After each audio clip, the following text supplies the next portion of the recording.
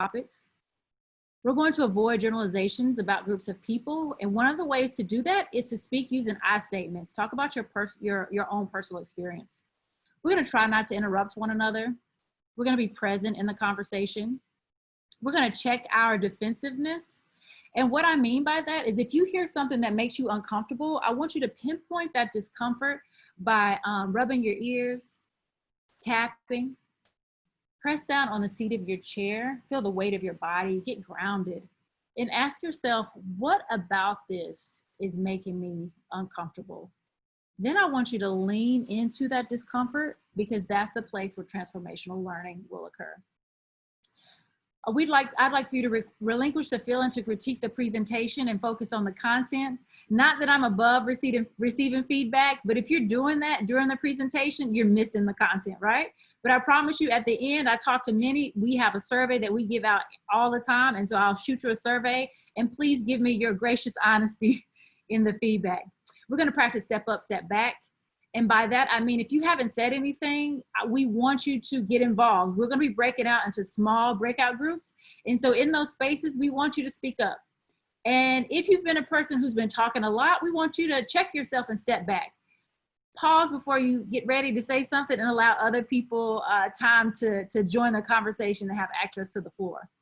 I want you to respect anonymity, meaning don't share people's names. Like we want these conversations to carry forward and out of the space, but don't use each other's names when you do that. And then think of your purpose in sharing. Is what you're sharing going to contribute to a healthy community or an unhealthy community? And if it's unhealthy, then we probably shouldn't share it. Expect and accept a lack of closure.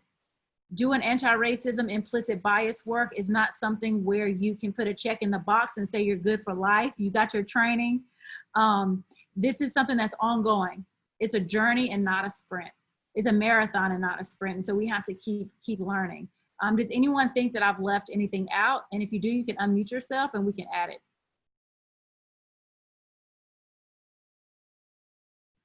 All right, we're gonna keep going. I had mentioned that I'd share a little bit more about who I am and how I came to do this work. So I am a critical race scholar. I'm originally from a small town called Golston, North Carolina. And I decided to go to UNC Chapel Hill for my schooling. And I have my PhD in education, and I'm a critical race scholar. And part of critical race theory is that the stories of marginalized communities matter, and they should be moved from the margin to the center. And so I offer part of my story for you all today in fulfilling that tenet of critical race theory. I do critical whiteness studies specifically, and I study white children's racial identity construction. In this picture here to your left is my husband, Dr. Daniel Kelvin Bullock.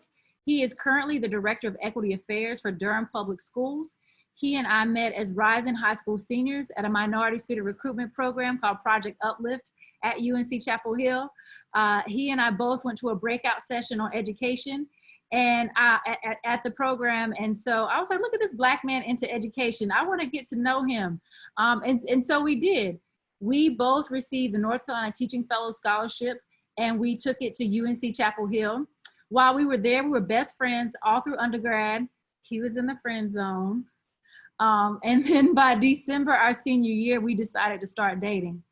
As of October 1st this year, we will have been married for 15 years. We decided to do the Master of Arts and Teaching program at UNC together. And then we left from there to go teach at Hillside High School in Durham. Isn't that cute for us? He was in the social studies department. I was in the English. He and I had students that overlapped and gave us a hard time, as you know they do. While we were there, we had 2 kids. We have a son named Zion, who's now 9, and a daughter, Zaire, who's now 8. And I tell people, when you become a parent, your life changes. I see some head nods. When you become a parent and you do anti-racism work, your life really changes because you start to think about your own personal experiences and what you went through and how you want to prevent your kid from having those same experiences. Even though that's an unrealistic expectation, that doesn't stop us from trying. So when I think about when race became real to me, I think back to being 5 in kindergarten.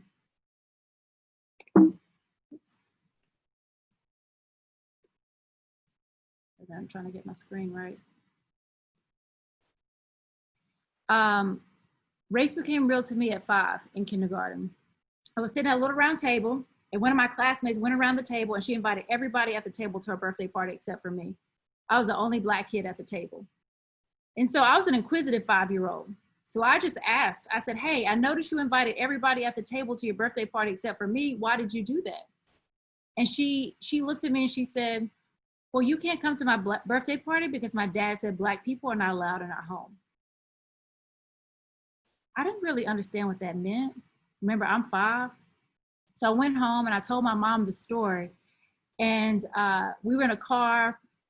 She was in the passenger seat. My dad was driving. I told her the story. And I remember her head turning to look at my dad. And I imagine she's shocked, right? Because I'm 5. And so she said, well, Rhonda, we don't invite ourselves to other people's birthday parties. And I was like, I don't think I did that. But okay, Mom, got it. So that answer sufficed until it happened again at 7. So at 7, I'm in Girl Scouts. I'm the only Black kid in Girl Scouts that year.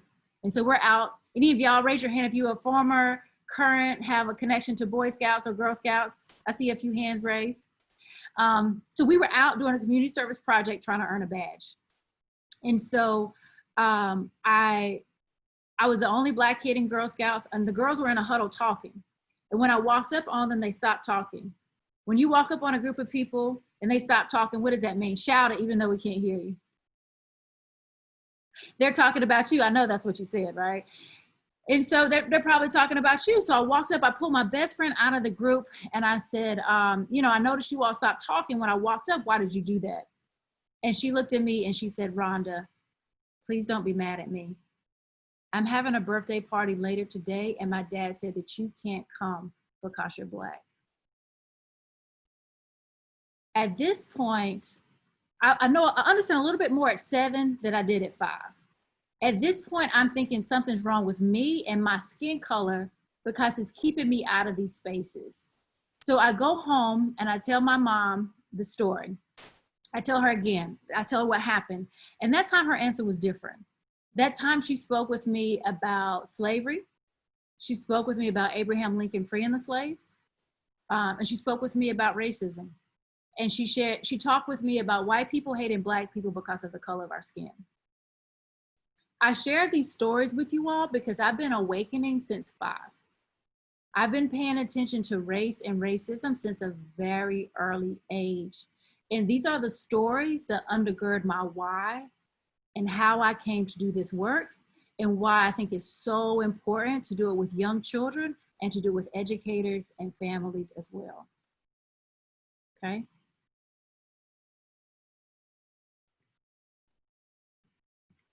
And so now we're going to jump into our activity. Okay. I believe many emailed you all a handout that said identity activity at the top. And you know what? I should probably pull out one.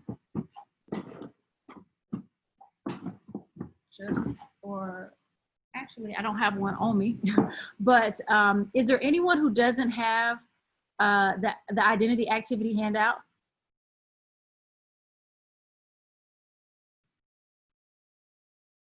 Okay, good. It looks like we all have it. So if you're looking at that handout, which actually I do need one in front of me so that I can read it and realize I didn't have one out.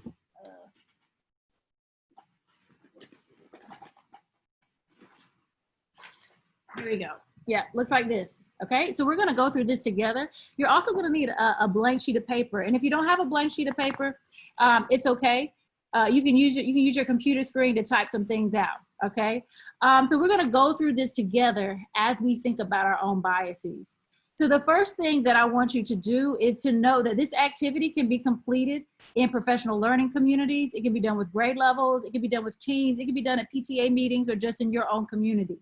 And the purpose is to help us reflect on the ways in which our identities impact our community. So please know that normally when we do work, we're almost always working in educator spaces. And so this language is geared towards educators. And many of you all shared that you are connected to education either tangentially or in some form or fashion. So I feel like this is something that you all could use as well. So the first thing that I want you to do on your paper is I want you to list 7 to 10 different components of your identity. And I'm just reading straight off the paper. This is number 1.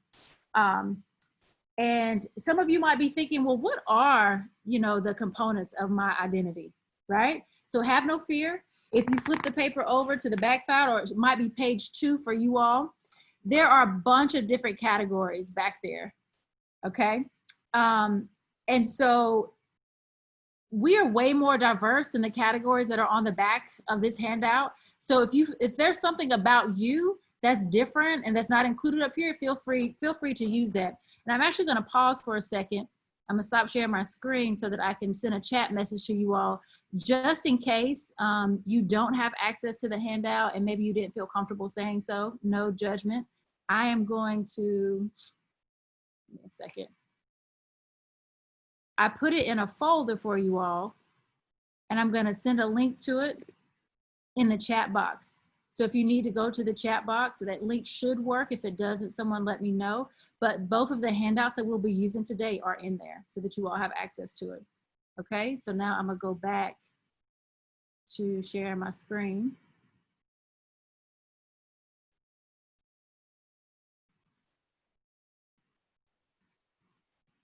Our blind spots, okay? And so what we have the short video clip that kind of very briefly explains what an implicit bias is. And let me first say that all of us have biases. None of us, people of color, white folks, we all have biases, but I don't want to present this as our biases are equal. When you identify as part of the dominant race or the dominant class, your biases carry higher weight and more power, particularly those who identify as white, particularly those who identify as white and male.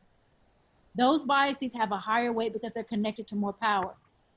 And people of color also have biases that are connected to power, but they're not equal. And I don't ever want to communicate that our biases are equal in that way. So watch this short video clip that's going to help further explain biases.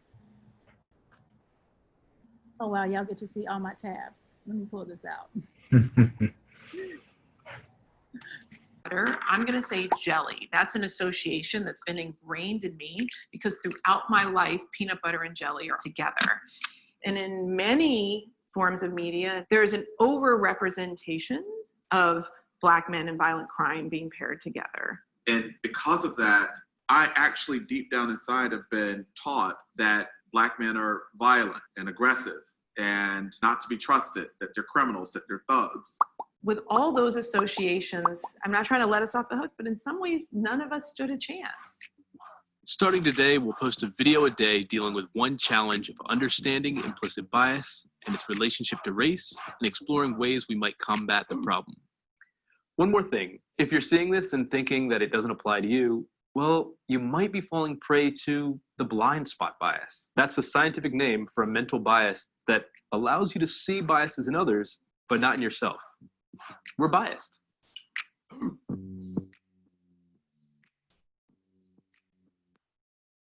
All right, put that down. Let's see.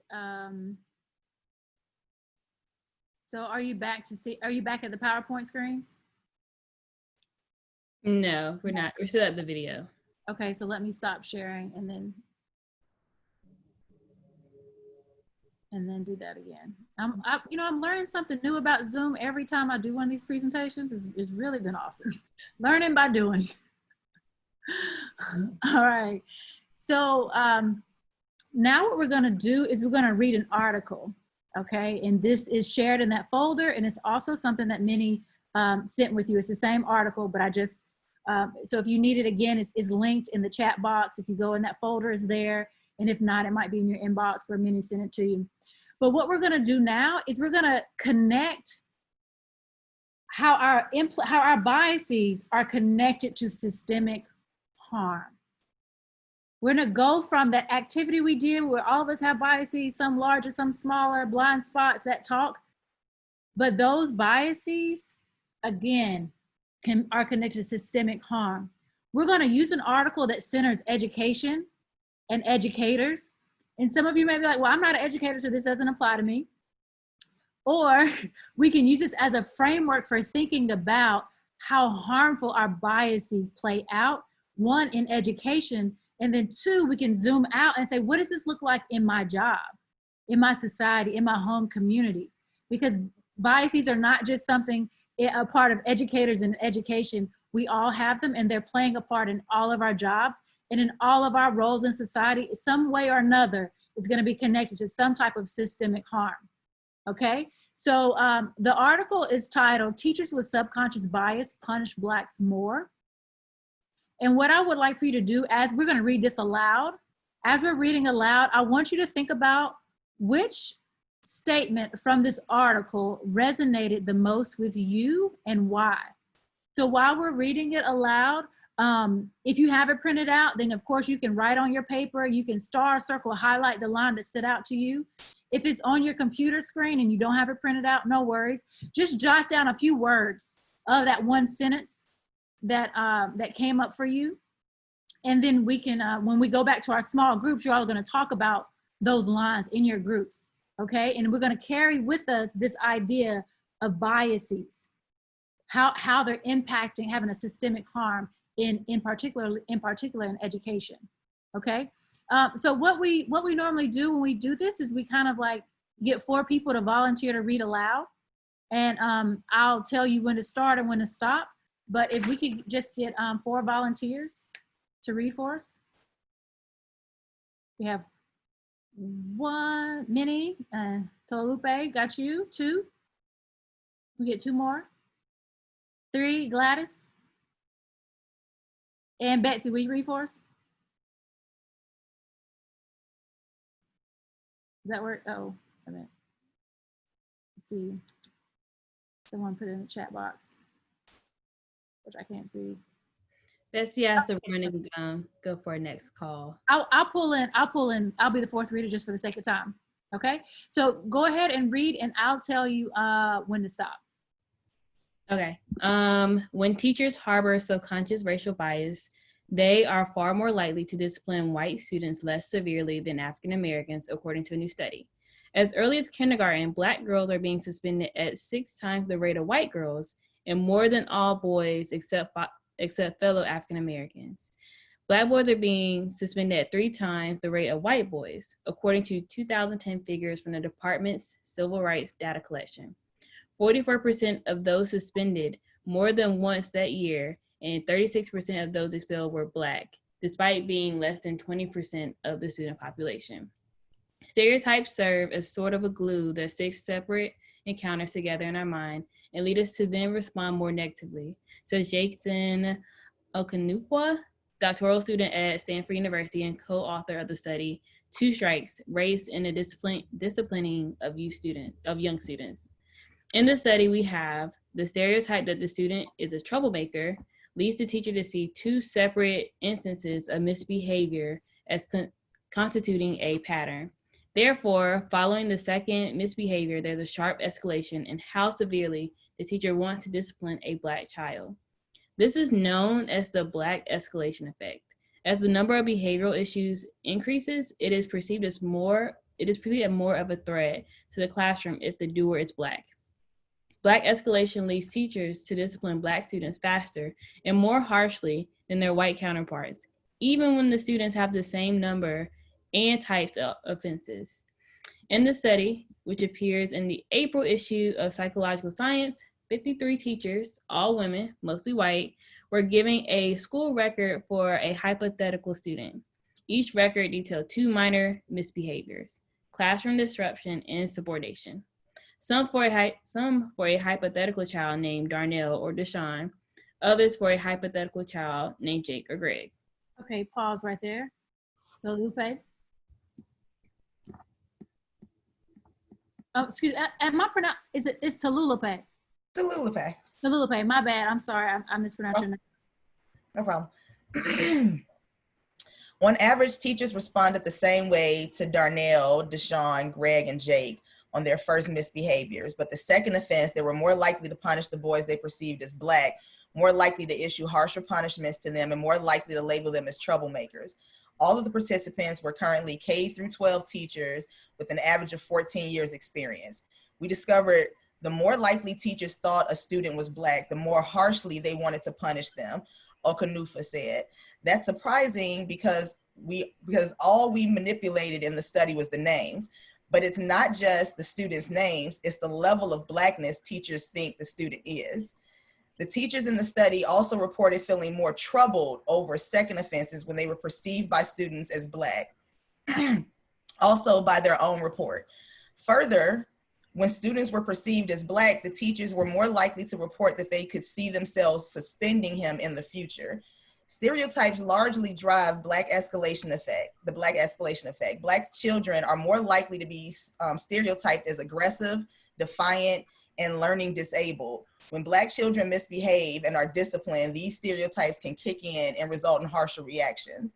Okanufa said most school teachers work hard to treat their students equally.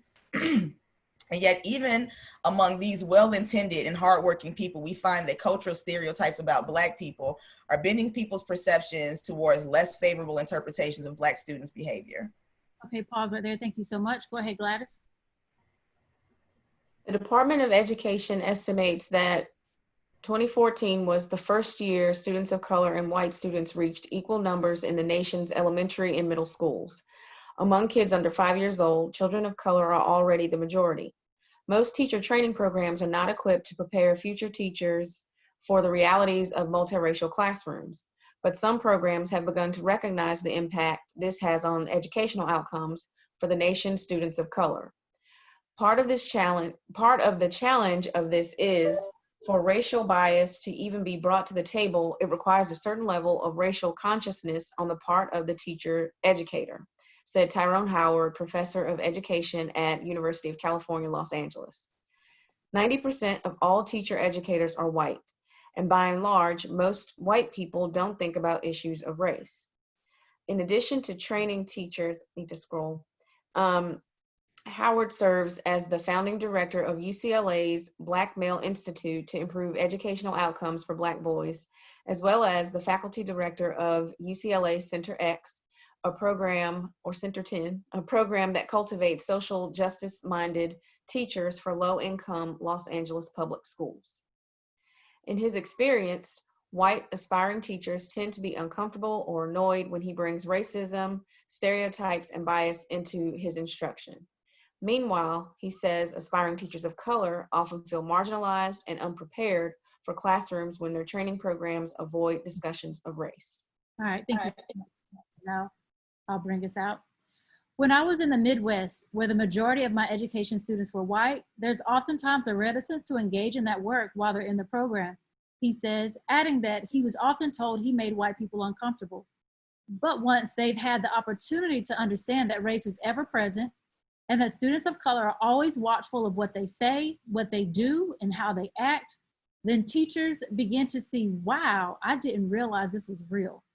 Another challenge is that few programs have a system in place to verify whether their anti-bias training is effective once education students enter real classrooms. But such programs are the exception. Most teachers receive little to no discussion on training on these issues, and in most states, this has no bearing on the requirements for earning teacher credentials. For teachers who lack access to adequate anti-bias, anti-racist training, Okunofua has found through other research that refocusing on maintaining warm relationships with each student weakens the effect of subconscious biases. Howard believes that without formal interventions, the effort to make teachers more culturally competent will be too little, too late. He says, as long as states and credentialing commissions don't make this a staple of what is required for credentials, it will always be looked at as optional, or it will always be on the fringes. So take a second and find the line, I'll say 30 seconds, and find the line that resonated most with you.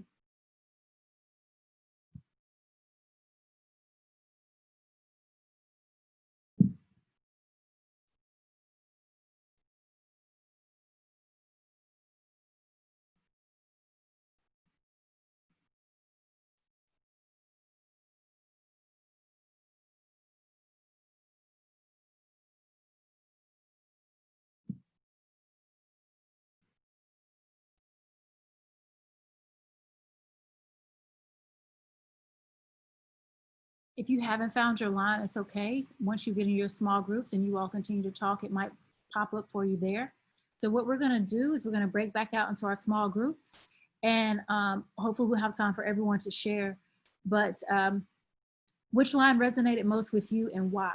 Read the line from the text and then talk about why did that line stand out to you? And of course, always carry with you that we're processing how these implicit biases are contributing to harm, okay? Any questions before we head to the breakout rooms? All right.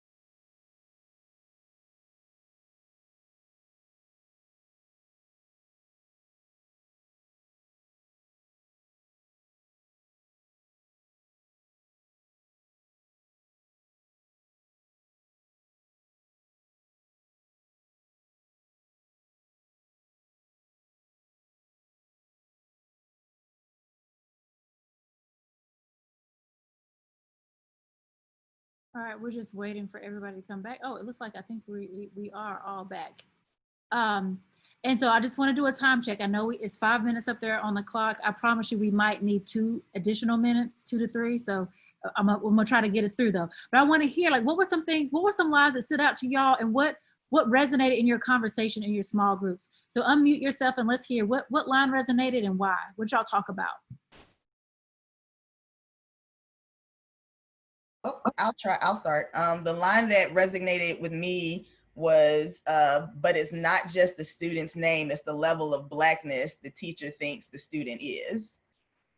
And we kind of talked about what does that mean, and what perceptions of Blackness. We kind of went into Joe Biden and the comfort level and things of that nature. And it's just sad that, I mean, everything when they say their level of Blackness, I feel like it's relating to more stack up of negative characteristics. Mm-hmm. If they're disruptive, they're loud, they're this, they talk back, like they're so Black, in some measure. So, and I don't think that applies. We're talking about, it's not about skin color. They're not saying that this darker child is so Black. It's just their behavior that they're relating, the negative aspects of their behavior that they're relating to Blackness. Yeah, it's not necessarily correlated with how light or dark their skin is. It's these negative behaviors that we've been conditioned to believe about Black folks. Anyone else want to add on to that before I'm gonna add another comment, but anything else about the level of Blackness? I'll say for some people would often ask, well, what does that even mean, Rhonda? And so one of the examples that I give them is that Rhonda is my first name. My middle name is Latoya. And it's LA capital TOYA. And what I tell people on paper, Latoya is going to be treated differently than Rhonda, because Latoya sounds Blacker, more ethnic than what Rhonda, when people meet Rhonda on paper. And there's studies that support that. I mean, this study actually supports that too, right? The Blacker the sounding, yeah. You've added these other levels of negativity to that. Rhonda, we have a foster child who is now a grown woman with a senior in high school. Her name is Latoya, and she decided that she would call herself Brooke. That's not her name. She just chose that name because it got a better response. I'm in just 2 things. Growing up, my name is Talulupe Ololade Olayinka Omokaye. And I grew up being called Monique. Monique is nowhere in my names, but it was just easier for people to relate to. And, it wasn't like I wouldn't be picked on if people were called. I don't even look like a Monique, but that was what we were, what I was going by. But then the other thing is, we have, as Black people, we do have a standard of Blackness, don't we? Like when Joe Biden made the comments, so many Black people agreed and said, but we say it amongst ourselves. So even we are in that implicit space of, a level of Blackness is not just something that other people are putting on us. Right. And some of that is called internalized self-hatred, right? When we've internalized the master narrative about our own selves. And so just to go back to Lulupe, that was one of the main reasons why I wanted to make sure I said your name correctly, because I know it. And that's something that we teach with our kids in our summer camps. We teach them, you slow down and learn to pronounce people's names correctly, because this is connected to racism. And so Brooke is more accepted. Monique is more accepted because it's easier, quote unquote, to say. And one of the things I always have to caution people with is that we should not blame Black and brown communities for the names they've chosen to give their families. The name is not the problem. White supremacy is the problem. And so we have to shift that narrative. There's nothing wrong with Black people or brown people or Latinx people or Arabic people for how they choose to name their children. We should not blame them. We have to shift that focus to where that blame belongs. And it belongs to a system that hates people who are different from the Eurocentric norm. And so thank you for saying that. Just when Jasmine said that her volume isn't working, but she said, not being my friend, but the last quote, but the last quote in the article stuck out to me because it is true. If some things are not made as requirements, we cannot fully move toward it as a society. And I mean, So she's like, if this training isn't a part of educational programs, then the teachers won't do it. And just think about even in some of our other jobs, if it's not required, our colleagues won't show up, right? And so how do we now make this a requirement, not only in education, but in all of our jobs? How can we use our voices and our power and our privilege to advocate that racial equity training is a part of our jobs? Okay, we're running out of time. We always do. I'll go ahead and tell you all that. I don't want to keep you too much longer, but I do want to, there's two quotes that I always have to share and make visible for you all. The first one is on the back of the front page, up from the bottom. This is what I tell people is our line of hope. Third up from the bottom. For teachers who lack access to adequate anti-bias, anti-racist training, Okunafua has found through other research that refocusing on maintaining warm relationships with each student weakens the effect of subconscious biases. Relationships matter. That's why we introduce ourselves in the beginning. That's why we do small groups. And that's why we teach that all the time. Relationships matter. When you get to know people, your biases are less likely to show up because you're developing this caring relationship with someone else whom you don't want to hurt. That doesn't mean our biases never show up, but they will. But one of the ways to mitigate it is to get to know the people you're working with. Who's in your community? What are their lives like? And for us who are involved in education, getting to know the students that are in our classrooms. Who are those students? Who are those families? What do they value? Because that weakens the impact of our biases. So building those relationships, that's our line of hope. Number 2 is on the front page, down at the bottom. It says, Okunafua says, most school teachers work hard at treating their students equally. And yet, even among these well-intentioned and hardworking people, we find that cultural stereotypes about Black people are bending their perceptions. This article is not about bad racist teachers. It's not about them. This article is about well-intentioned people who are trying, who've probably done implicit bias workshops, and yet their biases still come into play. I don't doubt that there are racist teachers out there who are doing harmful things, but this article isn't about them. This article is about people like us, people who have good intentions. And if we're not paying attention, our biases and our blind spots will come into play. So I don't want us to otherize these teachers and say those bad teachers over there, or those teachers in rural counties, or wherever we want to point them. Those teachers are about, those are us. This article is about us. These are not bad people, but their biases are coming into play. And we have to check our biases because we too are part of the problem. And as I bring this to a close, this article, while it doesn't explicitly state it, is about the school to prison pipeline. The school to prison pipeline starts with a bias, or maybe a relationship that didn't form, or a write-up. That formal process starts with a write-up. In the school to prison pipeline, I tell people that educators are the pipes, because it starts when that formal process begins and we do that write-up. And so as educators, we have to own that, right? And some of you are like, well, I'm not in education. You're the pipe in some other field. We're part of it. We have to own that we are part of the problem, and we have to be disruptive.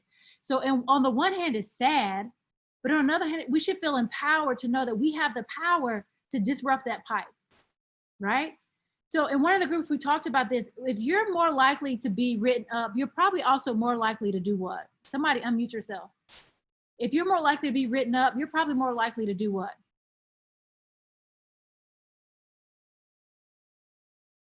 Drop out. Drop out.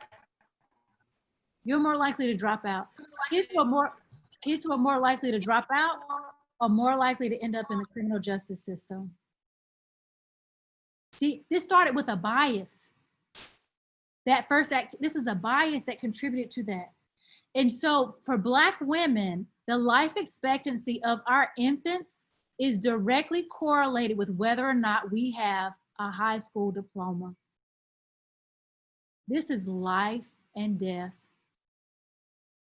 that started with a bias. One of the groups, I can't remember, we were talking about push out, because Black girls are becoming the leading group in the number of push outs from school, meaning being written up and suspended and pushed out. If Black women don't graduate, our babies are least likely to survive.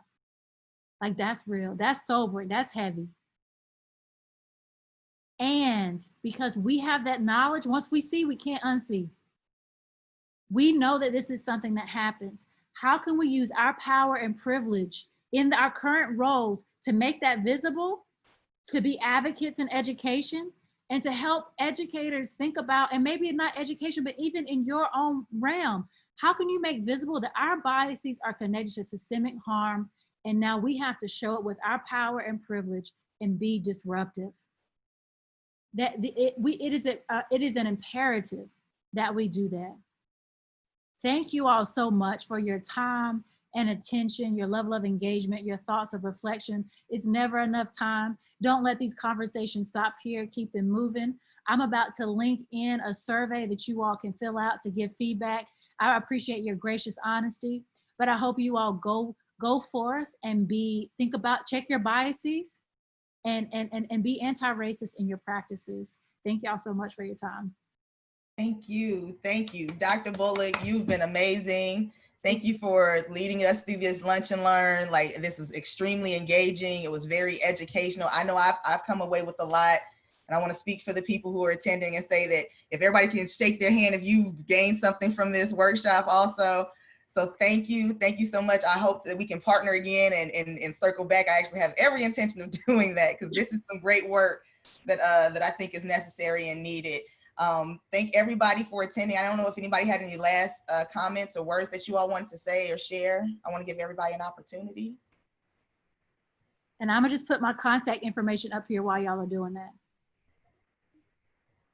Yes, this was amazing. This was truly amazing.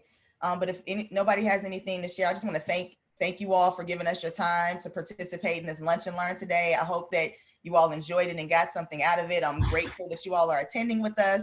I look forward to seeing you all again next month on our next lunch and learn. Please fill out the survey and to let us know how this worked out for you, and to give Dr. Bullock some major, feedback that she needs for the great work that she's doing. So thank you all, and I hope you all have a great rest of your day. Thank you all so much. Please stay safe. Thank you. You'll have a good day.